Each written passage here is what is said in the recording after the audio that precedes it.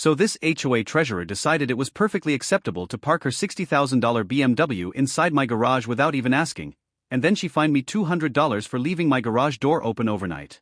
I dragged myself home after a brutal 12-hour electrical shift, my work boots crunching over the gravel driveway, and there it was, her pearl white luxury SUV sitting dead center exactly where my tools were supposed to be. The scent of expensive leather clashing with motor oil, the car alarm chirping like it owned the place. And when I asked her to move it, she waved around some imaginary emergency parking rule and told me I needed to learn community cooperation. 6 weeks later, I legally owned her house, and she was crying into my voicemail, begging me not to foreclose while the entire neighborhood watched the fallout. But before I explain exactly how her illegal power trip destroyed her financially, let me ask you something. Have you ever been bulldozed by some petty authority figure just because they could? Drop your location below. I want to see how many of us are tired of being pushed around. My name is Jake Morrison, and 2 years ago I thought buying my first home in Willowbrook Estates was like hitting the lottery. I'm a 34-year-old electrician, single dad to my 8-year-old daughter Emma, who stays with me every other weekend. 6 years of saving every overtime dollar, surviving on cheap meals like they were gourmet, all for a modest 3-bedroom house with a real prize, a 2-car garage I could turn into my workshop. That garage became my sanctuary. The smell of sawdust blending with copper wiring. My grandfather's worn workbench with tools that helped build this country. Space where I could work on Emma's treehouse without some neighbor measuring property lines with a ruler. I'd recently inherited a small amount of money from my grandfather too, finally enough to start real home improvements instead of just dreaming about them. Every evening, the garage door opener made this satisfying mechanical rumble as it closed, sealing off my world from the suburban drama outside. Willowbrook looked perfect. Middle-class homes built between 2015 and 2018. Young families, retirees, HOA fee about $180 a month for basic upkeep. Simple rules, I thought. Keep your lawn trimmed, don't paint your house neon green, work hard, mind your business. Then I met Brenda Whitfield and learned that simple was never part of her personality. Brenda is 52, drives that $160,000 BMW like it's a weapon, lives in the corner McMansion with a circular driveway that practically screams bow to my superiority. She's the HOA treasurer, which apparently translated in her mind to supreme ruler of suburban perfection. Her husband Brad works in city planning, a fact she used in every conversation like ammunition. Always perfectly styled, designer clothes head to toe, with a smile so cold it could make Arctic ice seem welcoming. The kind of woman who measures your grass height while pretending to walk her designer purse dog. My first run-in with Brenda happened about 6 months after I moved in. I was installing safety lighting for elderly Mrs. Chun, helping her feel secure after some neighborhood break-ins. Suddenly, a shadow fell over my work area. The sharp click of expensive heels on concrete. A cloud of perfume that probably cost more than my truck payment. "Excuse me," she said, clutching a clipboard like it was sacred scripture. "But I don't see any permits posted for this electrical work." I explained that exterior lighting didn't require permits. Showed her my state license. Offered to review the code requirements with her. Her response? "I'll need to verify that with my husband. We simply cannot have questionable contractors affecting our property values." The way she said questionable contractors, like my 12 years of licensed experience and calloused hands meant nothing because I drove a work truck instead of leasing German luxury. That bitter metallic taste of being dismissed, that was my official welcome to Brenda's neighborhood. Over the next 18 months, she turned suburban rule enforcement into performance art. Morning patrols with her violation notebook documenting crimes like children's bikes left on driveways or trash cans brought in 11 minutes late. The woman made HOA enforcement her personal crusade against anyone who actually worked for a living. But her harshest treatment was reserved for residents who didn't fit her image of the community. Mrs. Chun got cited for aesthetically inappropriate decorations, memorial wind chimes honoring her late veteran husband.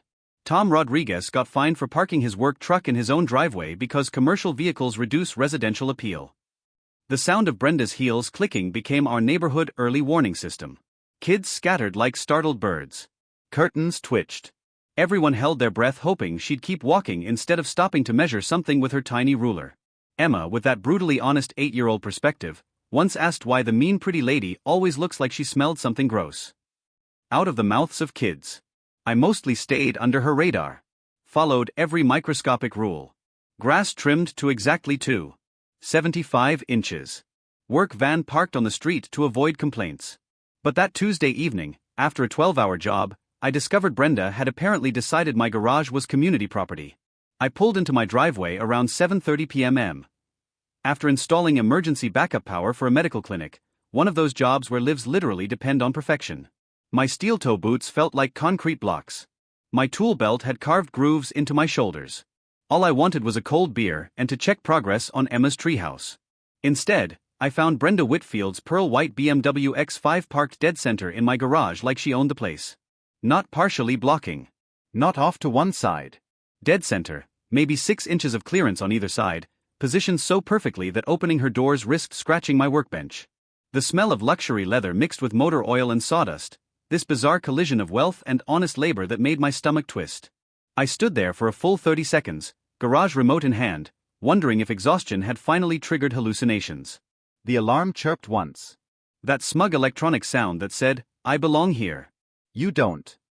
Antagonist move.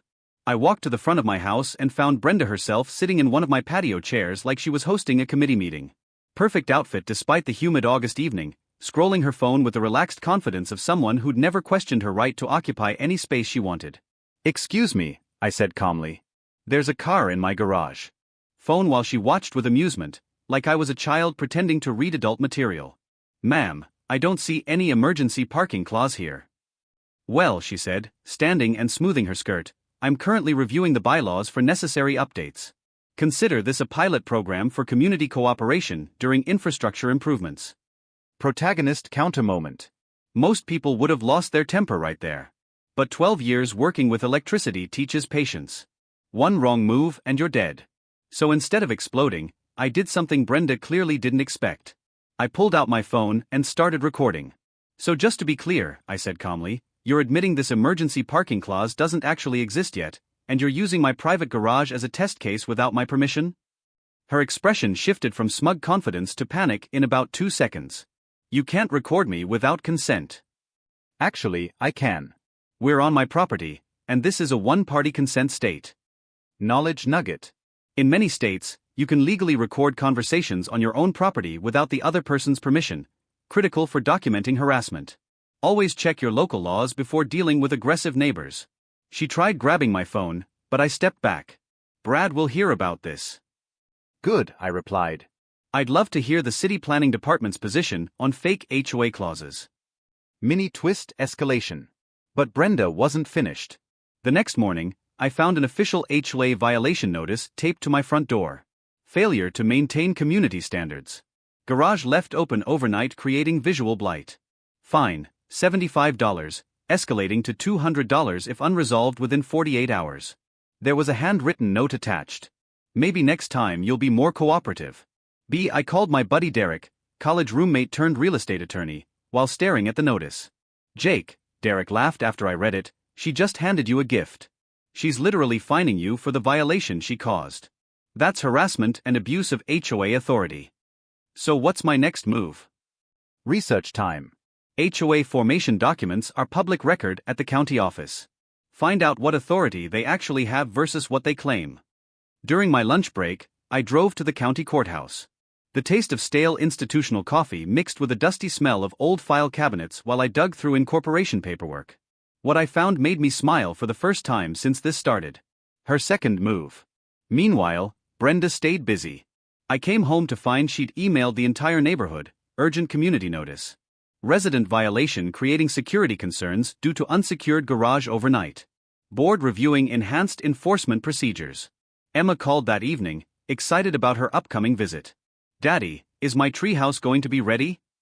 We might have to work around some obstacles, sweetheart." "Is the mean lady being mean again?" "Yeah, baby.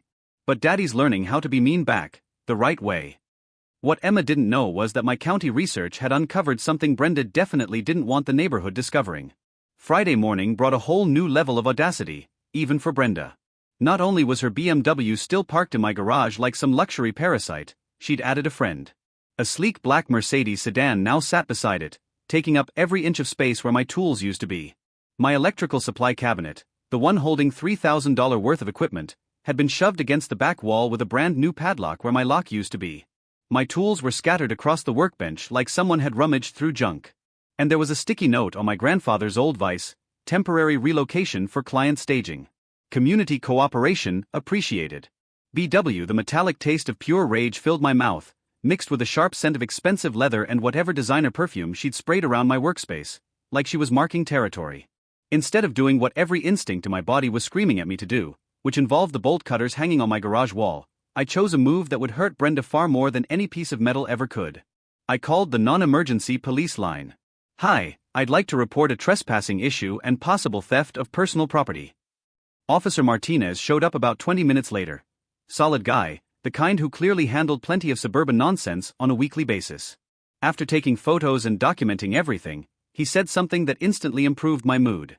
"Sir, this looks like harassment to me. Mind if I speak with the vehicle owner?" Watching Brenda attempt to explain to a police officer why she believed she had the right to lock someone else's tools inside their own garage was like watching a masterclass in what not to say to law enforcement. Her voice climbed higher with every excuse. Her hands fluttered nervously like confused birds. Meanwhile, Officer Martinez's expression grew more skeptical with each passing second. The steady click of his pen against the notepad sounded like a countdown clock to her credibility collapsing. "Ma'am," he finally said, "property deed beats HOA agreement every time. You might want to remove your vehicles before this turns into a criminal matter." That afternoon, I headed to the county surveyor's office with a very specific purpose. I remembered Derek mentioning back in college that property deeds always override HOA plat maps during disputes. The deed defines exactly what you own, while HOA maps are often based on early development surveys that don't always match final construction. Your deed is the ultimate authority over your land, not whatever an HOA claims on paper. The clerk, a friendly woman named Janet who'd clearly handled her share of boundary fights, pulled up my lot survey with the excitement of someone delivering good news on Christmas morning. "Oh honey," she said, pointing at the screen, "you actually own 18 inches more toward the street than your HOA believes you do. See this line? That's your real boundary. Your garage sits completely on your own property." The original developer had sold me the house with full legal ownership of the entire garage footprint, but the HOA formation documents were based on an outdated preliminary survey that was legally meaningless. I walked out of that office feeling like I'd just discovered the cheat code to Brenda's game. By Saturday, Brenda had escalated things into full-blown neighborhood social media warfare. She announced an emergency HOA board meeting scheduled for Monday night with a notice that looked more like a courtroom summons. Urgent property boundary dispute requiring immediate resolution. She also launched a Facebook campaign that would have impressed political strategists. Her post about some residents who prioritize vacation over community safety got shared across 3 neighborhood groups. But her strategy backfired spectacularly. Mrs. Chun commented with a detailed account of Brenda's harassment history. Tom Rodriguez posted photos of his own bogus violation notices. Sarah Mitchell uploaded screenshots of the actual HOA bylaws proving most of Brenda's so-called rules existed only in her imagination. My favorite comment came from someone named Janet Martinez, which, as it turned out, was Officer Martinez's wife. Funny how some people think badges give them rights to other people's property. Face with rolling eyes, Sunday morning brought Brenda's most desperate move yet. I woke up to find a city towing notice stuck to my work van. Apparently it violated commercial vehicle restrictions, and would be towed Thursday morning. The irony? My van was parked legally on a public street, exactly where I'd placed it to avoid HOA complaints, but Brenda's husband Brad had apparently pulled strings through city planning to manufacture a violation that didn't exist. Emma called that evening, practically vibrating with excitement. "Daddy, can we work on my treehouse this weekend?" "Absolutely, sweetheart. And I think we might build it even bigger than we planned." "How come?" "Because Daddy learned something really interesting about our backyard. Turns out we own more of it than some people think." What Emma didn't know was that her innocent treehouse project was about to become the perfect demonstration of exactly where my property line really sat, and who actually had the legal right to be there. Monday evening arrived with all the drama of a neighborhood soap opera. I walked into the Willowbrook Elementary cafeteria for the emergency HOA meeting and found only 3 people sitting at a folding table that looked like it had been borrowed from a church basement sale. Brenda sat in the center wearing a navy blazer that practically screamed authority. On either side were 2 bored allies I barely recognized. Harold, some retired guy who nodded at everything Brenda said like a dashboard bobblehead. And Patricia, a woman who looked like she'd been professionally trained to purse her lips in permanent disapproval. The cafeteria still smelled like that day's lunch special, institutional mac and cheese mixed with industrial floor cleaner. It was about to smell a lot worse for Brenda. "Where's everyone else?" I asked, pulling out my phone to record. "The other board members couldn't attend," Brenda said smoothly. "But we have quorum, so we can proceed with essential business." I sat down in one of those tiny plastic chairs meant for second graders, my knees practically hitting my chest. The chair creaked loudly under my weight, the sound echoing through the empty cafeteria like a warning shot. First order of business, she announced. Motion to clarify parking enforcement procedures in light of recent non-compliance. She slid a typed document across the table. 3 pages of legal-sounding nonsense basically claiming the HOA could fine anyone for anything related to vehicular storage creating visual disruption. The motion included retroactive fines for unauthorized garage usage patterns going back 60 days, totaling $800. You're trying to fine me $800 for using my own garage? I asked. Community standards impact property values, Harold nodded enthusiastically. That's when I remembered something Derek had drilled into me back in college. Most HOA boards never file proper insurance for the authority they claim to exercise. Without insurance, individual board members become personally liable for damages caused by their decisions. Insurance is your legal shield, but only if it actually covers what you're doing. I'd like to see the HOA incorporation documents, I said. And your insurance policy covering these enforcement actions. The silence that followed was thick enough to carve with a knife. Patricia's lips tightened. Brenda's smile cracked slightly. Harold stopped nodding altogether. The fluorescent lights hummed overhead like angry hornets trapped in a jar. Those documents are currently under review by legal counsel, Brenda said finally. No problem, I replied, pulling out my own folder. I brought copies from the county office. I spread the HOA incorporation records and insurance documents across the tiny table. Brenda's face shifted from confident pink to pale anxiety in about 3 seconds. According to your insurance policy, I continued, the HOA specifically excludes coverage for board members' personal business activities, such as using community resources for private real estate staging. And, I added, opening another folder, I've identified about $23,000 in financial discrepancies over the last 18 months. The pattern was almost beautiful in its simplicity. Storm cleanup billed to HOA funds, work actually done by city crews for free. Landscaping consultations charged to community accounts, performed through Brenda's private business. Emergency tree removal costing $8,400, for trees the city had already removed at no charge. But then came the part one hadn't expected. The twist that made my electrician brain light up like a circuit panel. Mrs. Whitfield, I said, pulling out one final document. Did you know your husband's city planning emails are subject to public records requests? The color drained from her face instantly. I read aloud from Brad's official email, problem properties requiring community pressure to improve neighborhood composition. Target working-class homeowners for maximum leverage. Harold's jaw dropped open. Patricia actually gasped. Brenda looked like someone had just told her federal agents were waiting outside.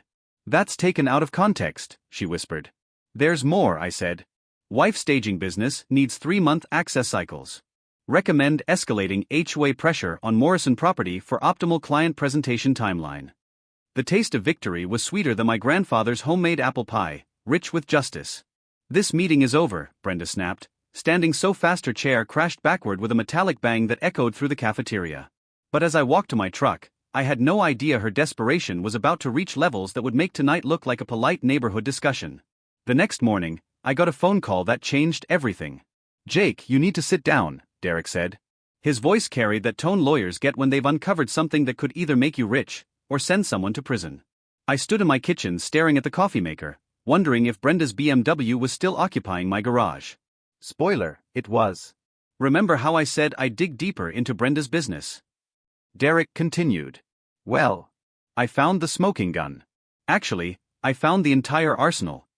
He'd spent the entire night running Brenda's real estate license through the state database, cross-referencing HOA financial activity with public records. What Derek uncovered made my little garage fiasco feel like a parking ticket in comparison.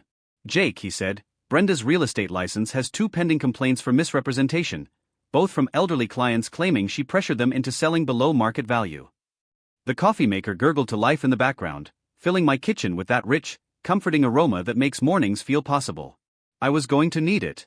Second, Derek continued, her property records show she owes $180,000 more on her mortgage than her house is worth. She's underwater, financially drowning fast. My hands tightened around the mug. The real bombshell, though, was still coming. Third, this is the big one, Brad's city position is under official ethics review. Undisclosed conflicts of interest related to HOA enforcement activities. I nearly dropped my mug. Ceramic slipped in my calloused grip.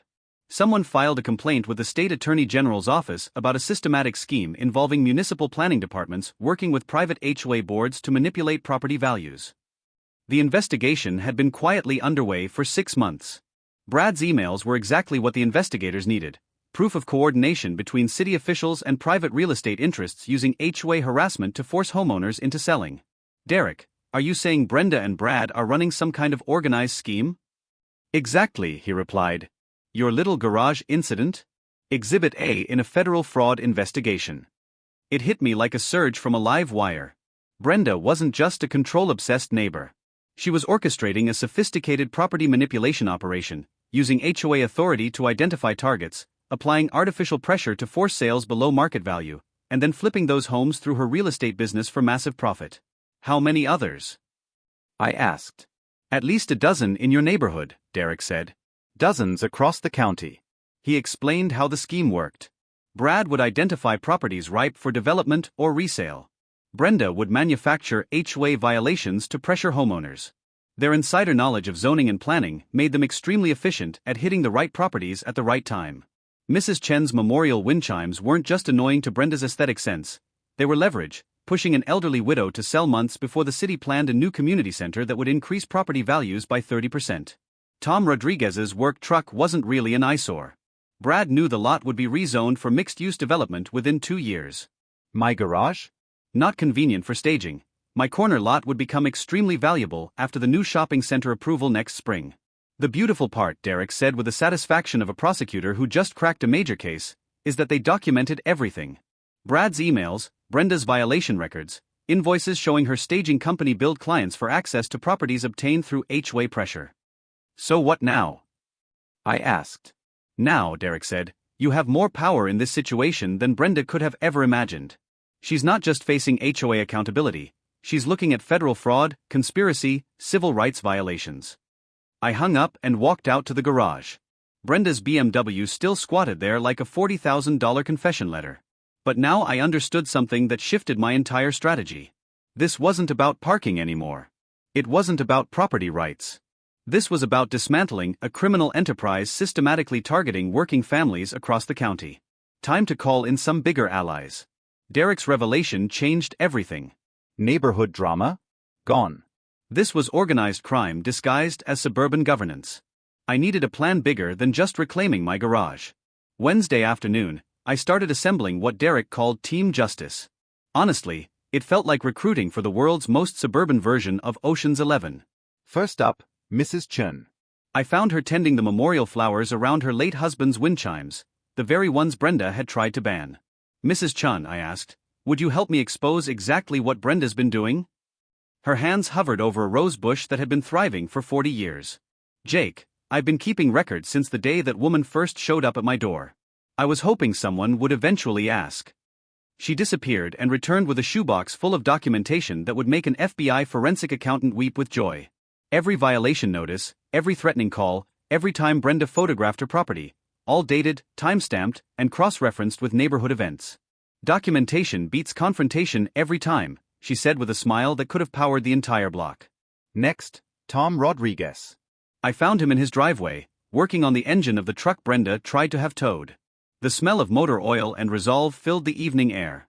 Tom, I said, I need someone with your kind of expertise. You mean someone who knows how to install security measures without leaving fingerprints? He asked. No, I said. Someone who understands how to document everything properly. Tom grinned like he'd been waiting for this day since Brenda first tried to find me for using my own driveway. Over the next hour, he explained his background in military intelligence. He'd been mapping Brenda's patrols, documenting her violation schedule, recording which houses she photographed and when. Having a combat veteran 2 streets over?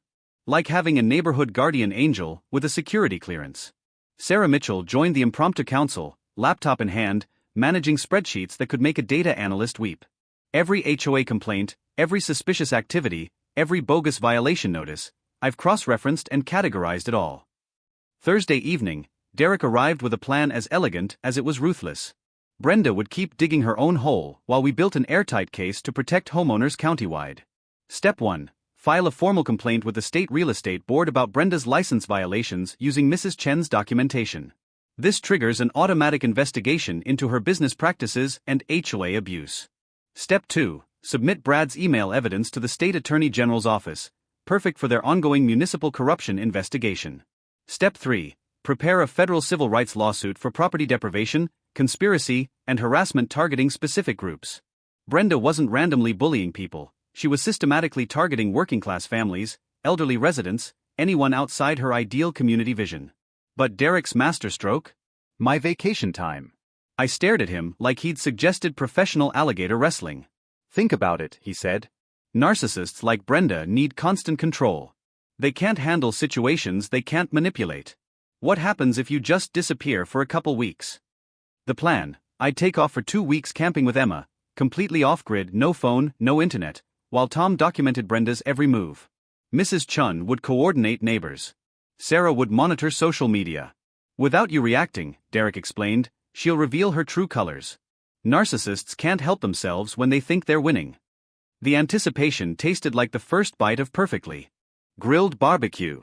Emma's weekend visit was approaching, and for the first time in months, I was genuinely excited to tell her we were going camping. 2 weeks of strategic relaxation.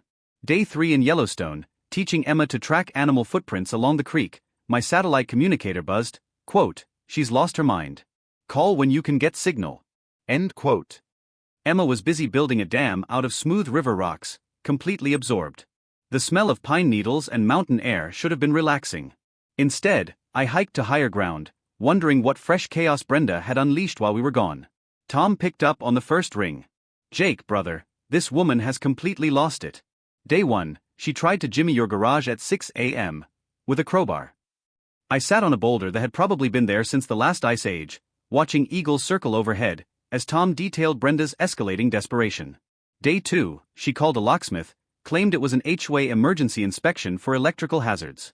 The locksmith took one look at her story and left. But here's the kicker: I got it all on video. Tom had set cameras covering every angle of my property, motion activated, infrared, uploading to cloud storage Brenda couldn't touch. Military-grade surveillance disguised as ordinary home security. Day 3, he continued, that's today. She brought a city electrical inspector, Frank Morrison, no relation, claiming you had dangerous wiring that needed immediate attention. 12 years in electrical work meant I knew every inspector in the county. Frank was a straight shooter who didn't appreciate false emergency claims. One look at her story, and he asked for the complaint filing number. Tom laughed over the phone. She couldn't provide one. He asked who reported the hazard. She said herself. Then he asked for her electrical license number. I could picture Brenda's face when she realized she just claimed expertise to a man who'd been inspecting electrical work long before she had a real estate license. Frank reminded her that filing false emergency reports was a misdemeanor, then left a card, telling me to call if she tried anything else. The mountain air was crisp. Emma's laughter echoed as she tested her rock dam against the creek. 200 meters away, Brenda was unraveling completely. "Jake," Tom's voice dropped into that military tone, "last night around midnight she tried to jimmy your garage lock with what looked like a butter knife." I sat straighter. I confronted her. She claimed she heard strange noises and was investigating community safety. "Did you record that?" I asked. "Brother, I got it on camera." Attempted breaking and entering while lecturing a Marine veteran on community safety. Priceless. I filed a police report. Officer Martinez reviewed the footage and recommended Brenda hire a lawyer immediately. Her reaction was telling. At 2 a.m., she posted to the neighborhood Facebook group, "Some residents think vacation planning is more important than community safety. Dangerous electrical situations require immediate attention, regardless of individual convenience." Sarah Mitchell had screenshotted everything. The timestamp made it clear. She posted immediately after trying to break into my garage. Neighbors were turning. Mrs. Patterson from Oak Street commented, "Maybe people breaking into garages at midnight aren't the best judges of community safety." 47 likes in 6 hours. Derek called that morning. The state real estate board fast-tracked their investigation using Mrs. Chen's documentation. Brad's city role was under ethics review. The Attorney General's office was scrutinizing Brad's emails.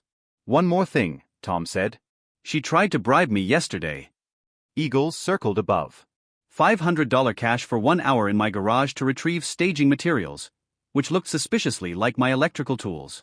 Tom had recorded it all, including Brenda saying my city permit applications would be easier if I cooperated.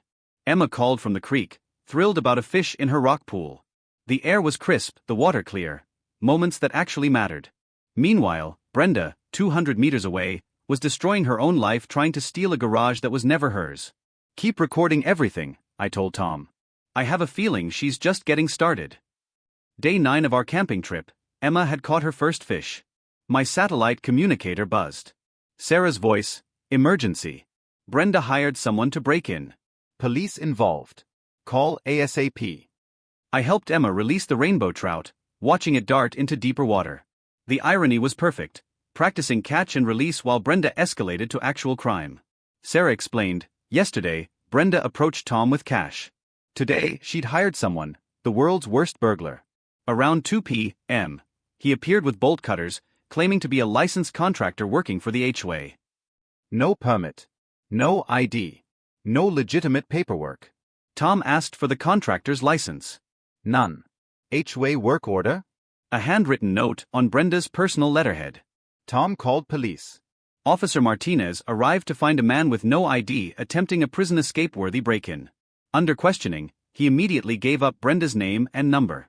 Sarah continued, he admitted Brenda paid $200 to retrieve staging materials from a garage for community safety. Charges were stacking: attempted burglary, conspiracy, false reports, soliciting criminal activity. "Jake," Sarah's tone sharpened, "the nuclear bomb dropped this morning." The state attorney general's office executed a search warrant at 6 a.m. at Brenda's home and office. News cameras rolled. I sat on a fallen log, watching Emma skip stones, trying to process that my HOA drama had escalated to federal law enforcement. Channel 7 captured it all: Brenda in a bathrobe screaming about property rights while boxes of financial records were hauled away. Brad was arrested at city planning, co-workers watching through conference room windows. Derek, Mrs. Chan and Tom's documentation gave prosecutors everything: computer files, bank records, spreadsheets listing target homeowners, notes on pressure points, demographic vulnerabilities, my file included. Casual racism and classism in Brenda's own handwriting made the civil rights case almost effortless. Sarah added, 4 other HOA board members were arrested across the county. This wasn't just Willowbrook. This was organized crime using HOA cover to manipulate property markets for 5 years, across hundreds of homes, millions in fraudulent transactions. Derek called. Sarah continued, "The Attorney General's office wants to interview you as a witness, not a suspect. You're officially the victim who exposed a federal conspiracy." Emma ran up with a perfect skipping stone. "Daddy, look what I found." "Want to see how far it goes?" "Absolutely." As she demonstrated her improved skipping, Sarah delivered the final update. Brenda had called 17 times the previous day, demanding, pleading, sobbing, offering to drop all HOA claims, even promising to buy my house above market value just to make it all go away. The mountain lake mirrored Emma's delighted face as her stone skipped 7 times. Pure joy. Clean air. Truth. While Brenda's empire collapsed under the weight of its own corruption, I finally felt the calm that comes from justice. Day 14, homecoming. Emma and I drove back into Willowbrook Estates. Our quiet suburban street now resembled a mix of a news scene and block party: 3 news vans, clusters of talking neighbors, and my house. Police tape fluttering around Brenda's abandoned BMW at the center of it all. "Daddy, why are there so many people?" Emma asked, pressing her nose to the car window. "Sometimes, sweetie, when you stand up to bullies, other people notice," I replied. Tom met us in the driveway, grinning like he powered the whole neighborhood, a folder thick enough to double as a doorstop under one arm. "Welcome home, brother. Hope you're ready for your close-up," he said, handing me the folder. Emma ran off to inspect her treehouse in progress while I opened the folder. Inside, it was glorious: 17 failed break-in attempts, 3 police reports, 1 arrest, and enough surveillance footage to fill a Netflix documentary. "Channel 7 wants to interview you in an hour," Tom added. Something about the homeowner who exposed HOA corruption through strategic vacation planning. The setup was Mrs. Chen's front yard. My garage sat in the background, with Brenda's BMW still perched like a $40,000 confession letter, paint dull from 2 weeks of neglect. Detective Sarah Rodriguez arrived first to walk me through the criminal case timeline. Professional, thorough, and clearly enjoying the irony of a civilian handing her a federal conspiracy case gift-wrapped. "Mr. Morrison," she began, "your strategic documentation and your neighbor's efforts have resulted in charges against 14 individuals across 6 counties. This is the largest HOA fraud case in state history." She explained how the investigation had grown. The property manipulation scheme involved city planners, real estate agents, mortgage brokers, and HOA board members working together to defraud homeowners. Your garage situation was just the thread that unraveled it all, she said. By 5 p.m., neighbors were gathering for what Sarah Mitchell had organized as a community accountability meeting. The Willowbrook Elementary cafeteria was packed, 47 families, local media, and enough righteous anger to power a small city. Derek arrived with updates straight from a legal thriller. Brenda's real estate license was permanently revoked. Brad was terminated from city planning and barred from municipal employment. Their house was in foreclosure. Both faced federal fraud charges carrying potential 20-year sentences. But here's the beautiful part, Derek said, addressing the crowd. The civil settlement includes funding for a community legal defense fund. Any homeowner facing HOA harassment can receive free legal consultation. The applause was thunderous. Mrs. Chun stood, tears in her eyes, holding a framed photo of her late husband. My Henry served 3 tours defending democracy. He would have loved seeing it work right here. Tom Rodriguez took the microphone next, military bearing commanding immediate respect. What Jake did wasn't just stand up for himself. He stood up for all of us, every working family told they don't belong in their own neighborhoods. Then came the mic drop moment, Brenda's voicemails, played over the cafeteria speakers. 17 messages over 2 weeks. The first, you need to return immediately and resolve this garage situation. Escalating to threats, my husband's position gives us options you haven't considered. Bargaining, I'll drop all HOA violations if you just let me explain. And the final breakdown, please Jake, I'm begging you. I'll pay above market value for your house. Just don't let them take everything.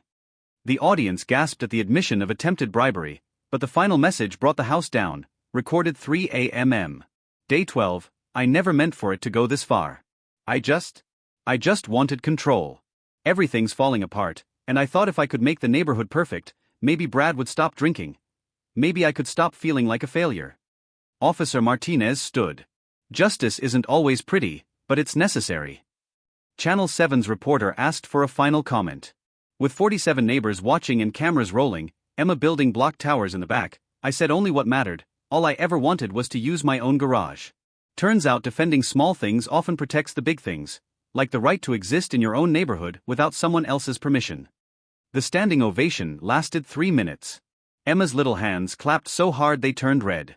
Somewhere across town, Brenda Whitfield was learning karma doesn't take vacation days. 6 months later, Emma's treehouse was complete. Built 18 inches past where Brenda had claimed our property ended. Emma swung from her rope ladder, hair pendulum-like, explaining the rules to her friend Madison. No mean people allowed. Everyone shares snacks. If you're mean to someone's daddy, you don't come up.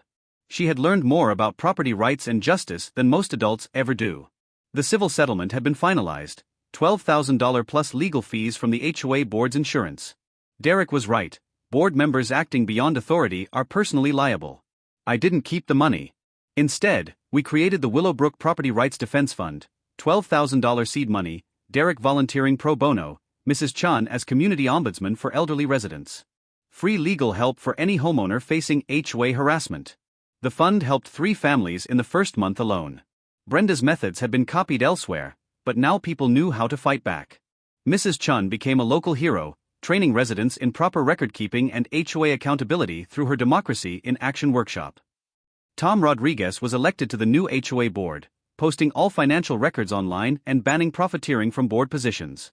Willowbrook property values rose 8%, neighborhoods free of petty dictators are desirable. Sarah Mitchell launched the HOA Accountability Network on YouTube, teaching homeowners research, documentation, and coalition building.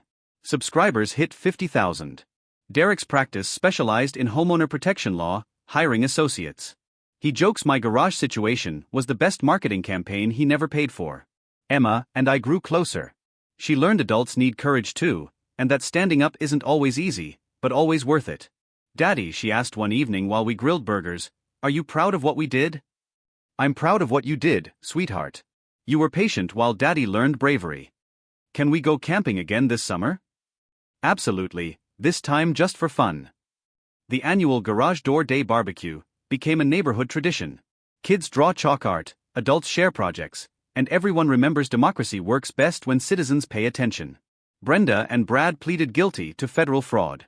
She got 18 months in minimum security, he got 2 years plus permanent government employment ban. Their house sold at 60% of previous value. Karma, as it turns out, is very expensive. And the lesson: sometimes the biggest victories start by defending the smallest spaces. Here's my challenge: share your HOA nightmare in the comments. You never know who needs to hear they're not alone. Subscribe and ring the bell. Next week I'll tell the story of a city inspector trying to condemn a house for having too many books, and how one librarian fought back with a law nobody knew existed. Emma's treehouse rules still apply: no mean people allowed.